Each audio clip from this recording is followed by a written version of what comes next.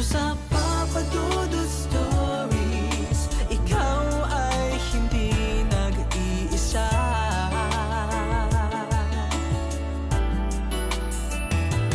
Dito sa Papa Dudut Stories, may nagmamahal sa'yo. Papa Dudut Stories, Papa Dudut Stories. Dear Papa Dudut, sa lahat po ng mga nakatutok ngayon, huwag kalimutan na mag-like, mag-share at mag-subscribe.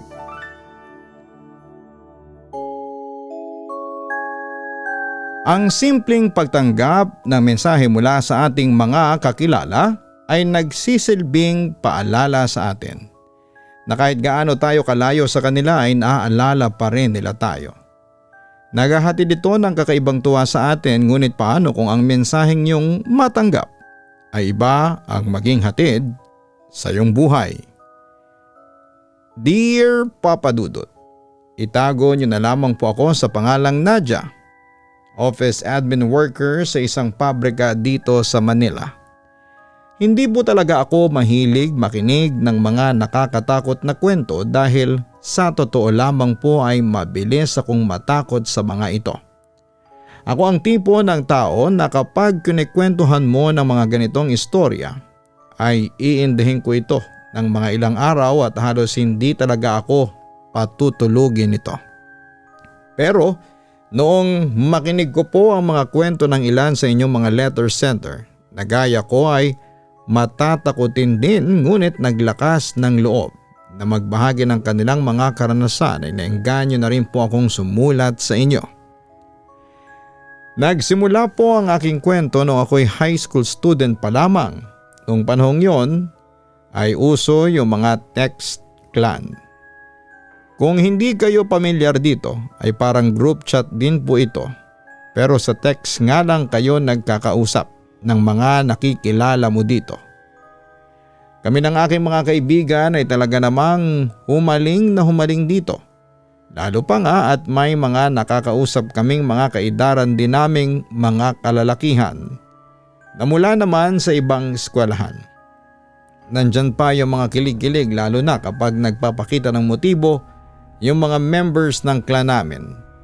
Dahil nga normal na sa amin ang makatanggap ng mga mensahe mula sa ibang tao, ay nasanay na din kami na minsan ay may mga nagtitext sa amin na mga unknown numbers. Hindi naman na bago ang ganon dahil may mga clanmate kami na matitigas ang mukha na ipinamimigay ang mga number namin sa mga kakilala nila. Kaya naman kapag may nag-message sa akin na hindi kilalang number, ay madalas na auto-delete ito sa akin. Kaya naman hindi ko maintindihan ang aking sarili sa isang beses na may pumasok na mensahe sa akin mula sa hindi kilalang numero ay binuksan ko ito. Nagtaka pa ako nung una dahil ang haba ng message nito. Dala na rin ang curiosity ko ay agad kong binasa ang mensaheng yon. Tungkol ang nasabing kwento sa isang matandang babae na nasa gasaan umano ng isang sasakyan. Tinakbuhan ito ng nakasagasa sa kanya dahilan upang hindi siya magamot at doon mismo sa kalsadang yon ay binawian siya ng buhay. Akala ko noong unang-una ay simpleng mensahe lamang ito, ngunit pagdating sa dulo ay may karugtong pa ito na ang sino man ay hindi magpasa ng message na ito sa ilang mga kakilala ay pupuntahan ito. At ang mga ito ang kanyang gagambalain. Nabanggit ko naman po noong una pa lamang na matatakotin akong tao. Kaya naman ang mabasa ko ang huling bahagi na yon ng mensahe ay talaga namang kumabog ang aking dibdib. Nagdalawang isip pa ako noon dahil may ilang mga ganong mensahe na rin akong nababalitaan na kumakalat. Tawag pa nga ng mga tao noon ay chain message dahil tila isa itong kadenang nagdudugtong-dugtong kapag ipinapasa sa iba, lalo ng mga nakukuhang reaksyon mula dito. Upang makasigurado kung totoo nga ito ay nag-search pa ako tungkol sa mensaheng yon at hindi naman ako nahirapang maghanap dahil mukhang sikat ito ng mga panahong yon. Nabasa ko na may iba na tinatawanan lamang ang naturang chain message. Ang iba naman ay nagpahayag ng kanilang pagkatakot. Pero ang pinaka tumatak sa aking isipan ay yung comment na totoo daw ito. Nangyari umano sa lugar nila ang insidenteng yon. At may ilan na ding nakatanggap ng ganong mensahe ng mga kapitbahay nila. Ang ilan sa mga ito ay nagkasakit bigla at may mga kwento pa nga na may nakikita daw silang matandang babae sa kanilang mga kama. Hindi ko alam ng mga panahong yon kung totoo ito o hindi, pero dahil nga sa natatakot ako ay agad kong sinend sa mga kaibigan ko at maging sa clanmates ko ang naturang mensahe. Pero noon pa man ay talagang mahilig na akong magpasa ng mga chain messages na aking natatanggap mula sa ibang tao. Matapos itong matanggap ng ilan sa kanila ay naggalit ang mga ito dahil kung ano-ano raw ang pinapasa ko sa kanila. Maging ang mga kaibigan ko ay nabatukan pa ako dahil natatakot daw sila sa pinadala ko. At hindi ko dapat sinend kung kani-kanino. Ang dapat daw ay nireplyan ko ang nagpadala nito ng I revoke any negative energy from this message. Sa ginawa ko daw na pagpapasa nito ay parang mas hinihikayat ko pa nga ang anumang negatibong enerhiya sa mga mensaheng yon. Humingi naman ako ng tawad sa kanila at sinabing natakot lang talaga ako. Sinabihan naman nila ako na hindi naman totoo ang ganitong mga chain message kaya wala akong dapat na ikatakot. Marahil daw ay yung nabasa kong comment tungkol doon ay gawa-gawa lamang, kumbaga ay nakisakay lang daw sa hype na dala ng naturang kumakalat na message. Medyo kumalma naman ang aking isipan nang marinig ko yon. Kahit ako ay gusto kong batukan ang aking sarili dahil nadala na naman ako ng takot kesa ng logical thinking ko. Natapos ang araw na yon na nakalimutan ko din naman ang tungkol sa bagay na ito. Pagka-uwi ko ay agad akong nagasikaso ng aming makakain dahil sila mama at papa ay may trabaho pa. Masaya akong nakikinig ng music sa aking cellphone nang bigla na lamang nagputol-putol ang tunog nito. Napatingin tuloy ako sa aking phone kung lobat na ba ito, ngunit hindi naman. Nang subukan ko namang hugutin muli ang earphone na nakakabit dito at muling binalik ito ay umayos naman muli ang audio. Pero nakapagtataka lamang dahil sa background nito ay may naririnig akong parang umiiyak na babae. Hindi ko maiwasang makaramdam ng takot dahil dito. Nagsimula na akong mag-isip ng kung ano-anong bagay kaya naman binilisan ko na ang aking ginagawa. Akala ko ay imahinasyon ko lamang ang naririnig kong yon, ngunit habang nagtatagal ako, doon ay lalong lumakas ang naririnig kong pag-iyak. Tinanggal ko na rin ang aking earphone dahil pakiramdam ko ay galing sa cellphone ko ang tunog ng iyak na yon. Pagkatanggal ko ng earphone ay parang doon lamang nag-sink in ang lahat. Kung sa phone ko nang galing ang tunog ay bakit parang sa likuran ko ito naririnig? Hindi ba dapat ay doon sa magkabilang tenga ko? Kaya naman kahit natatakot na ako ay nilakasan ko ang aking loob at lumingon sa aking likuran. Mabilis ang ginawa kong pagtalikod upang kung may nantitrip man sa akin na kung sino ay hindi agad ito makatakbo. Ngunit paglingon ko ay wala namang tao doon. Hindi ko tuloy malaman kung guni-guni ko lamang ba ang aking mga naririnig dahil nga sa natanggap kong mensahe. Nawala na rin naman ang pag-iyak na aking narinig kaya naman bumalik na ako sa aking ginagawa. Mabuti na nga lamang at dumating na din ang aking mama kaya naman napanatag na ang aking kalooban dahil may kasama na ako sa bahay. Ayaw ko na ring takutin ang aking sarili kaya naman kinalimutan ko na din ito. Pagkatapos naming kumain ay umakyat na rin kaagad ako sa aking silid dahil pakiramdam ko ay pagod na pagod ako ng araw na yon. Nag-check lamang ako ng mga messages sa aking phone at nag-reply sa mga mensaheng dapat sagutin bago nagpa siyang matulog na. Pinikit ko na ang aking mata noon ngunit hindi pa man lumalalim ang aking pagkakahimbing. Ay naramdaman ko na tila lumundo ang aking kinahihigaan. Napaisip ako kung pumasok ba si mama sa aking silid gayong wala naman akong narinig na nagbukas ng aking pintuan. Pinilit ko pang idilat ang aking mata dahil medyo bumibigat na ito. Nang naidilat ko na ang kaliwang mata ko ay agad kong sinilip kung sino ang tumabi sa akin. Pero napamulagat ako nang makitang hindi si mama o si papa ang aking nasa tabi kundi isang matandang babae na duguan. Napatayo ako sa aking kinahihigaan kasabay ng aking pagsigaw. Nakatingin lamang sa akin ang matandang babae habang nakahiga sa aking kama. Nakikita ko din kung paano tumutulo ang dugo mula sa kanyang ulo patungo sa una ng kanyang kinahihigaan. Tinatangka kong buksan ang pintuan ngunit hindi talaga ito bumubukas. Nararamdaman ko ang panlalamig ng aking buong katawan sa sobrang takot ngunit wala akong magawa kundi ang titigan lamang siya. Maya-maya pa ay nakita kong bumuka ang kanyang bibig. Tila may nais itong sabihin sa akin, Papa Dudut, ngunit imbes na mga salitang lumabas dito ay dugo ang umago sa kanyang bibig. Mas lalo patuloy akong napasigaw at halos mapapikit na lamang. Nagulat na nga lang ako nang biglang bumukas ang pinto ng aking silid at mahila ako nito papalabas. Pagangat ko ng aking tingin ay nakita ko si Papa na hingal habang nakatingin sa akin. Niyakap ako ni Mama habang si Papa naman ay sumugod sa loob ng silid na tila may hinahanap. Nang hindi nito makita ang kanyang hinahanap ay lumabas ito at tinanong ako kung bakit gano'n na lamang akong makatili na akala mo ay may taong gustong gumawa ng masama sa akin. Naiyak ko namang kinuwento sa kanila ang aking nakita. Tinuro ko pa ang aking kama ngunit wala naman ang matandang babae doon at maging ang bakas ng dugo. Napasapo lamang si Papa sa kanyang ulo.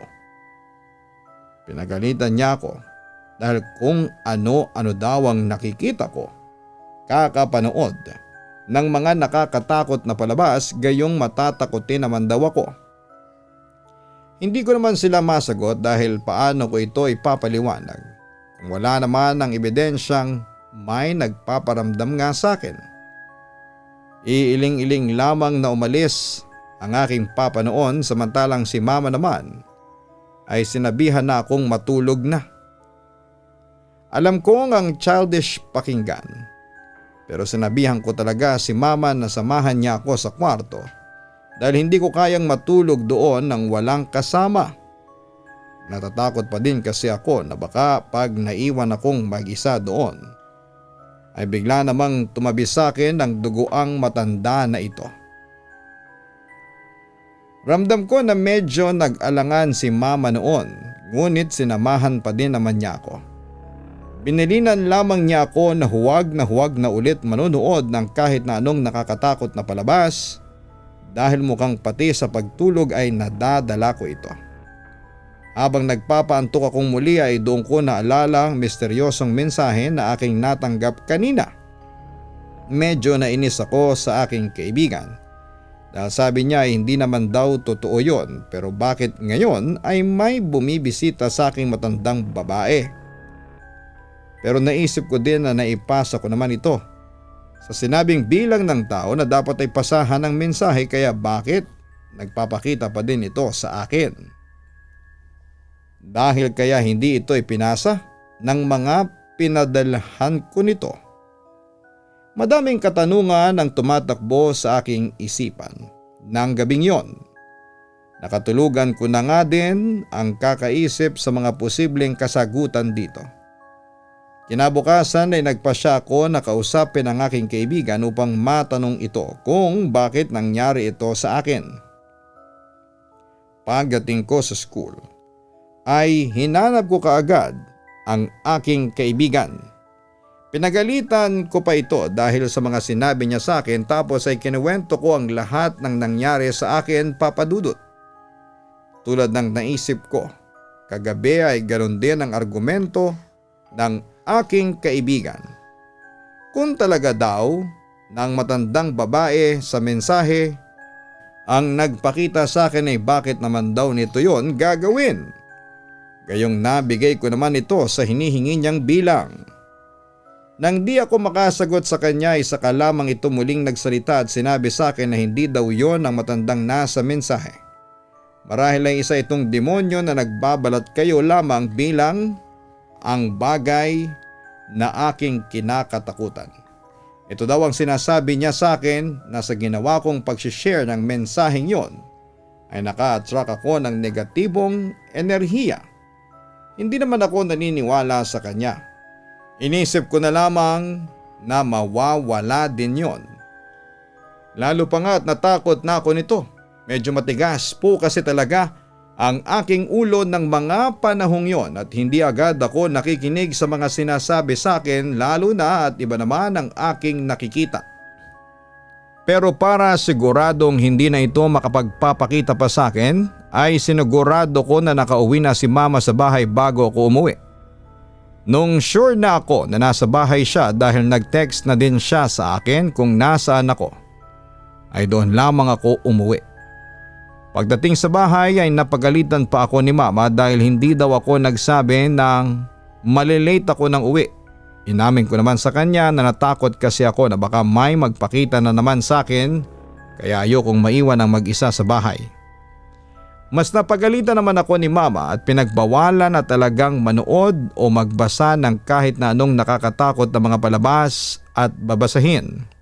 Well, sa totoo lang, kahit na hindi po niya ako pagbawalan ay hindi ko na talaga gagawin ang mga yon. Pinakyat na ako ni mama noon sa itaas at pinagpahinga.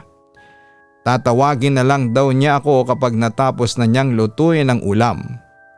Agad naman akong umakyat noon sa kwarto at doon ay nakipag-text na lamang sa aking mga kaklan.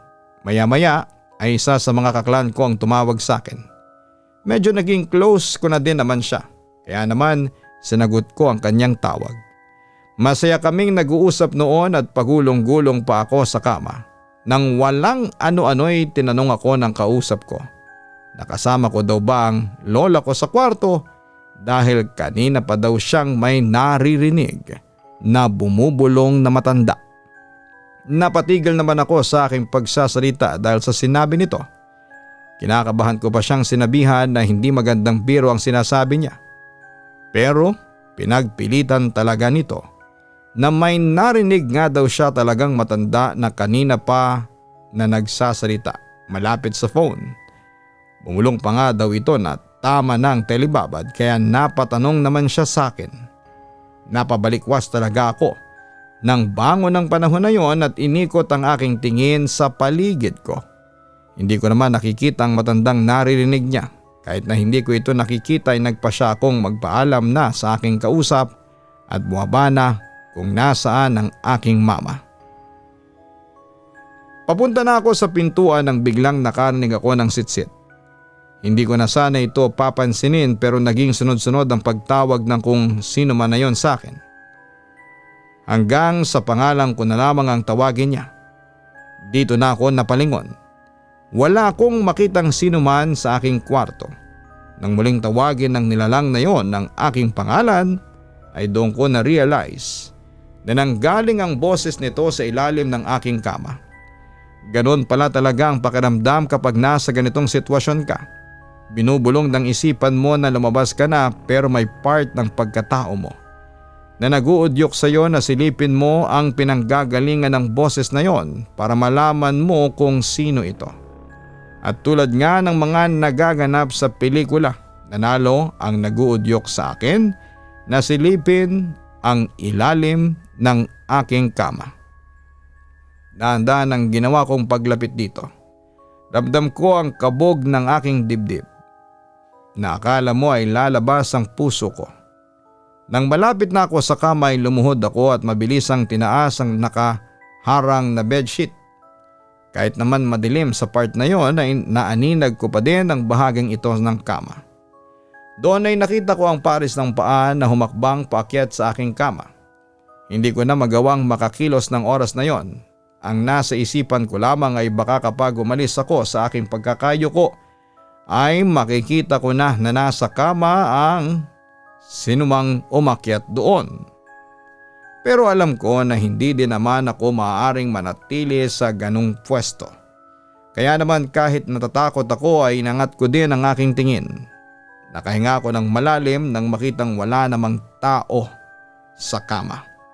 Agad akong tumayo at takbang tatakbo na sa pintuan nang biglang may humawak sa aking paa dahilan upang matumba ako. Naramdaman ko ang hapdi ng aking mga tuhod, tanda na may sugat ako dito. Hindi ko naman ininda yon at mas naiisip ko ang kamay na hanggang ngayon ay nakahawak pa din sa aking paa. Nang silipin ko kung sino ang nagmamay-ari ng mga kamay na yon, ay doon ko nakita ang matandang babae na nakangiti sa akin habang nakadapa ito sa ilalim ng aking kama. Nang makita nito na nakatingin ako sa kanya, ay bigla itong nagsalita ng boo. Nagulat ka ba? Hindi ko alam kung maiinis ako sa matandang ito o matatakot dahil sa katanungan niya. Tinangka kong tanggalin ang pagkakahawak nito pero ang higpit ng kapit niya. Ramdam ko na nga din ang pagbaon ng kanyang mahahaba at maduduming kuko sa aking balat. Mas nahintakutan ako nang bigla itong gumapang palabas ng aking kama. Dito na muli akong nagsisigaw dahil narinig ko pa ang pagtunog ng kanyang mga buto habang gumagapang na ito. Nagpapalag na talaga ako nito ng husto at umaasang matanggal ang hawak nito sa akin. Nasa ganong lagay ako nang biglang bumukas ang pinto at niluwan nito si Papa. Agad ako nitong nilapitan at tinayo. Nag-aalala itong nagtanong sa akin kung bakit nasa lapag ako at nagsisisipa doon. Hindi ko mapigilan na umiyak ng oras na yon, kaya naman pinakalma muna ako ni Papa. Sinabihan ko naman siya na ayoko sa kwarto kaya naman buwaba kami sa sala upang doon mag-usap. Nakaabang naman sa hagdan si Mama at tinulungan si Papa na maiupo ako sa sofa. Nang nakaupo na ako ay doon napansin nila Mama ang sugat sa aking paa. Galit na nagtanong si Papa kung sino ang may gawa noon sa akin at pinagkamalan pa nga na may nambuli sa akin. Ikinuwento ko naman ang nangyari sa akin, pinatutuhanan naman ni Mama na ayos naman ako nang nakauwi ako.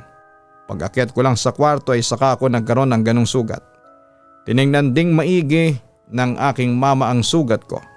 Sinabi nito na bakas ng kuko ang sugat na yon at may naiwan ding marka ng kamay sa aking talampakan kung saan ako nito hinawakan.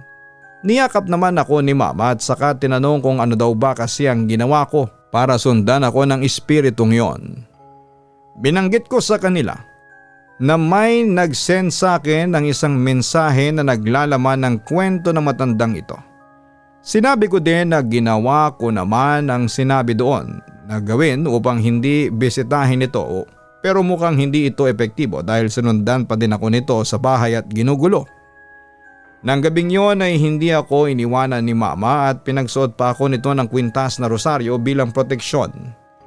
Kinabukasan kinausap kong muli ang aking kaibigan. Pinagalitan pa ako nito at sinabing hindi daw kasi ako naniniwala sa kanya kaya ito ang napapala ko.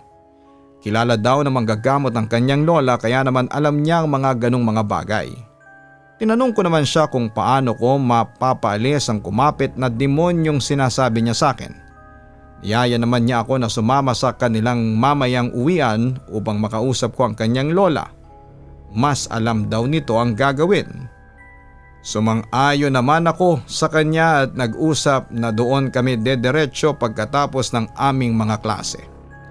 Nag-text din ako noon sa aking Mama at Papa na pupunta sa bahay ng aking kaklase at pumayag naman ang mga ito. Hindi ko na lamang sinabi sa kanila ang dahilan ng pagpunta ko doon. Pagkatapos ng aming klase ay agad kaming dumiretso sa kanilang bahay. Pagdating namin doon ay agad kaming sinalubong ng kanyang lola. Nagulat pa ako nang sabuyan ako nito ng asin. Maging ang aking kaibigan ay nagulat sa ginawa ng kanyang lola at tinanong ito kung bakit ganoon ito sa kanyang bisita. Sinabi naman ng lola niya na kailangan gawin yon upang hindi ko daw maipasok sa bahay nila ang negatibong enerhiya na nakapalibot sa akin. Malapit pa lang daw kasi kami sa pintuan ay ramdam na nito ang enerhiyang nakakapit sa akin. Kaya naman upang mapigilan na maipasok ito sa kanilang bahay ay sinabuyan niya ako ng asin. Hindi naman ako nagpaligoy-ligoy pa at tinanong na agad siya kung ano ang kailangan kong gawin upang maalis ito at kung totoo bang demonyo ang siyang gumugulo sa akin. Sinabi naman nito sa akin na bumalik ako sa ibang araw dahil hindi daw ang araw na yon ang tamang panahon para gawin ang ritual. Binigyan lamang niya ako ng isang bote na may lamang tila tubig sa loob. Kapag nagpakita daw ulit sa akin ang nilalang na nanggagambala sa akin ay isaboy ko daw yon sa kanya at pansamantalang aalis daw ito. Malungkot man na hindi ko pa ito mapapaalis ng permanente ay naging kampante na rin naman ako na kahit papaano ay may proteksyon ako. Pagkauwi ko ng bahay ay dumiretso na ako sa aking kwarto. Nangako naman si mama na susunod din siya kaagad pagkaligpit ng mga pinagkainan. Tahimik lamang ako naghintay doon habang tinitignan ko ang bote na ibinigay sa akin ng lola ng aking kaibigan. Habang abala ako sa aking ginagawa ay nakaramdam ako ng panlalamig. Imposibleng dahil ito sa hangin dahil hindi naman nakabukas ang aking bintana at hindi naman malakas ang fan dito. Tinigilan ko naman muna ang aking ginagawa at iginala ang aking paningin. Nilagay ko muna sa bulsa ng aking short ang boteng yon. Nanalangin pa ako noon na sana ay umakyat na si mama para may kasama na ako doon. Patuloy ko pa ding sinusuri ang paligid ng kwarto nang may mapansin akong tumutulong kung anong malagkit na bagay mula sa kisame. Agad akong napatingin doon parang umurong nga ang dila ko nang makita ko ang pinanggagalingan nito. Mula sa kisame nandoon ang matandang babae na aking kinatatakutan. Nakangiti at tumutulo mula sa ulo nito ang dugo.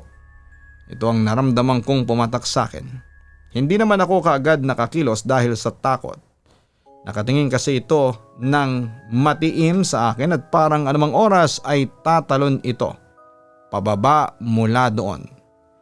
Nang medyo nakabawi na ako sa gulat ay doon ako unti-unting bumaba sa aking kama. Saktong nakalis na ako doon nang biglang tumalon sa kisame ang matandang babae na yon. Bumagsak ito na parang isang palaka ang postura sa kama. Tinangka kong tumakbo patungo sa pintuan ng silid ngunit bago pa ako makarating doon ay muling tumalon ang matandang yon at hinarangan ako. Napahawak ako sa rosaryong ibinigay sa akin ni mama at doon ko naalala ang binigay na bote sa akin ng lola ng aking kaibigan. Kinuha ko ito sa bulsa ng suot kong short at binuksan. Saktong pagtalon nito sa lugar na kinakatayuan ko ay sinaboy ko ito sa kanya. Agad itong napaatras na parabang nasaktan. Doon ay lumitaw ang tunay nitong itsura. Maitim itong nilalang na may namumulang mga mata. Matatalim din ang mga ngipin nito na parabang lagari. Marahil dahil nakita ko na ang tunay niyang wangis at tumepekto ng proteksyong binigay sa akin. Kaya bigla na lamang itong naglaho na parang bula sa aking harapan. Pag-akyat ng aking mama ay kinuwento ko na sa kanyang mga nangyari at maging ang boteng inabot sa akin ng lola ng aking kaibigan.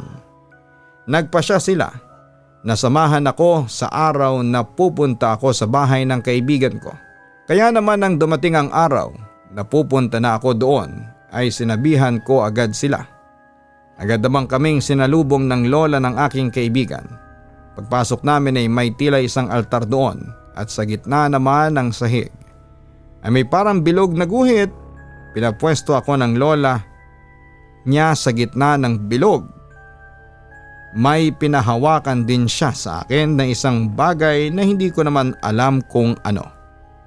Nang makapasok na ako sa loob at naihanda na niya ang mga magagamit namin ay agad siyang nagdasal gamit ang kakaibang lengguwahe. Habang ginagawa niya yon ay naramdaman ko ang panlalamig ng aking katawan. Kung gaano naman ang panlalamig ng aking katawan ay siya namang pag-iinit ng aking phone. Nagtataka naman ako kaya naman nilabas ko ito sa bulsa ng suot kong pantalon. Pero naihagis ko ang phone ko nang biglang lumitaw sa screen nito ang mukha ng nilalang na gumagambala sa akin. Kinuha naman ng lola ng aking kaibigan ang phone. Nilagay niya ito sa altar at dinasalan ito. Ilang saglit pa ay nakarinig kami ng malakas na sigaw mula sa phone kasabay ng pagkabagsak nito. Nawala naman ang panalamig ko matapos nito. Lumapit sa akin ng lola ng aking kaibigan at sinabing ayos na daw ang lahat. Pinaliwanag naman ito ang naganap sa akin. Ayon sa kanya, dahil sa paniniwala ko sa mga chain messages ay naipon daw ang mga negatibong enerhiya na dala ng mga ito sa aking phone. Ito daw ang dahilan kaya naman mabilis na kumapit dito ang demonyong gumagambala sa akin. Ngayon daw na nawala na ang kinakapitan nitong bagay ay ayos na daw ang lahat. Binilinan din ako nito na iwasan ang pag-iisip ng huwad. Huwag agad maniniwala sa mga nababasa kung mga negatibong kwento. Mas naaakit daw kasi ng mga negatibong kwento at pag-iisip ang ganong klase ng mga elemento. Matapos naman po ng insidenteng yon ay hindi na ulit ako nakaramdam pa ng kahit na anong mga kakaibang bagay. Hanggang ngayon ay sinusunod ko pa rin ang bilin sa akin ng lola ng aking kaibigan at sa awa naman ng Diyos ay hindi ko na ulit ito naranasan pa. Dito ko na po tatapusin ang aking liham, Papa Dudut. Maraming salamat po sa inyong pakikinig. Lubos na gumagalang, Nadia. Ang mga negatibong emosyon o pag-iisip nating nararanasan ay posibleng maghatid sa atin ng kakaibang bagay. Tulad ng nangyari kay Nadia, ang simpleng negatibong mensahe na kanyang nakuha ay nagdala sa kanya ng isang sitwasyon na hindi niya inaasahan. Tandaan natin na ang sobrang emosyon, lalo na kung negatibo, ay posibleng makahatak ng mga kakaibang kaisipan at bagay na siyang maaaring magdulot sa atin ng hindi magandang pangyayari sa ating buhay.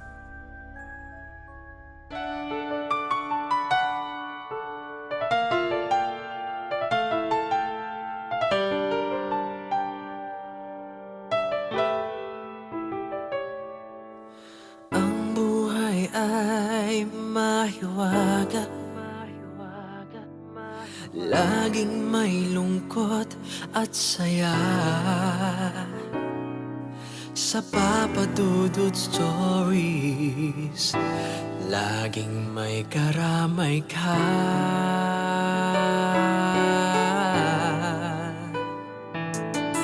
Mga problemang kay bigat, dito ay pakikinggan ka. Sa Papa Dudut Stories, kami ay iyong kasama. Dito sa Papa Dudut Stories, ikaw ay hindi nag-iisa.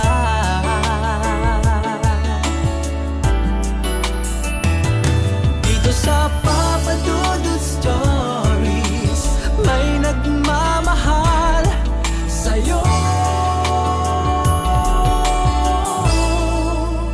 Papa Dudut Stories, Papa Dudut Stories,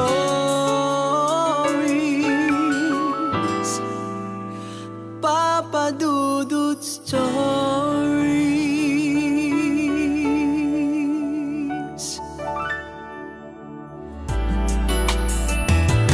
Dito sa Papa Dudut Stories, may nagmamahal sa'yo. Papa Dudut Stories, Papa Dudut Stories. Hello mga ka-online, si Papa Dudut po ito. Nag-enjoy ka ba sa ating kwento ngayong araw? Huwag kalimutan na i-share, mag-like at mag-subscribe. Maraming salamat po.